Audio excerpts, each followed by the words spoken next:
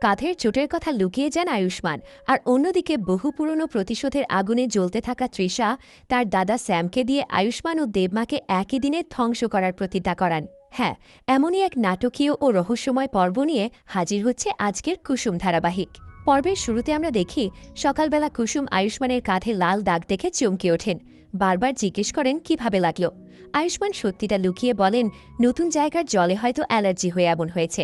আসলে পার্সেলের ভারী ব্যাগ কাঁধে বয়ে বয়ে কেই দাগ পড়েছে।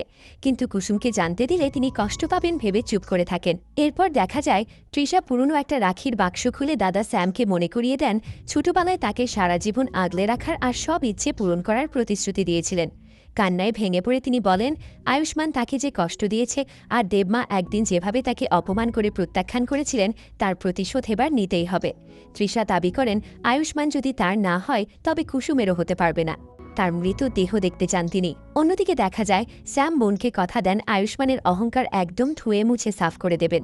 তিনি প্রতিজ্ঞা করেন ইন্দ্রাণী গাঙ্গুলি একদিন তাকে বাড়ি থেকে ধাক্কা মেরে বের করে দিয়েছিলেন, আজ তাকেও তেমনই একটা ধাক্কা সামলাতে হবে।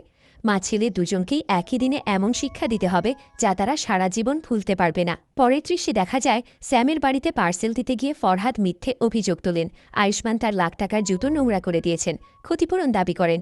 ব্যঙ্গ করে বলেন একসময়ের সিইও আয়ুষ্মান গাঙ্গুলির এখন আর কথায় কথায় লাখ টাকার চেক কাটার ক্ষমতা নেই। একটু এগিয়ে দেখা যায় ফরহাদ হঠাৎ লক্ষ্য করেন সেখানে ইন্দ্রাণী আর রাজও উপস্থিত আছেন। সরাসরি জিজ্ঞেস করেন এই ছেলে কি তার নিজের ছেলে? তাহলে চুপ করে দাঁড়িয়ে কেন আছেন?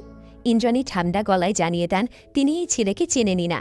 কিন্তু রাজ দৃঢ়ভাবে এগিয়ে এসে বলেন এই জায়গায় অন্য যে কোনো নিরীহ ছেলে থাকলেও তিনি এভাবেই অন্যায়ের প্রতিবাদ করতেন। আর প্রতিশোধ পরায়ণ হয়ে অন্যকে অপমান করে আনন্দ পাওয়াটাই আসল দুর্বলতা, তাই নিজেকে বদলানো উচিত। আর একেবারে শেষে দেখা যায় ফরহাদ বিদ্রুপ করে বলেন ছোটবেলায় ভালো শিক্ষা পেলে আয়ুষ্মান আজ ডেলিভারির কাজেও এমন ভুল করত না।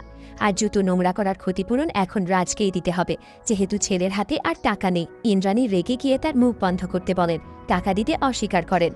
ফরহাদ হুমকি দেন জুতো পরিষ্কার না করলে বা টাকা না পেলে আয়ুষ্মানের কলার ধরে সোজা কুরিয়ার অফিসে নিয়ে গিয়ে বসের কাছ থেকেই টাকা আদায় করবেন।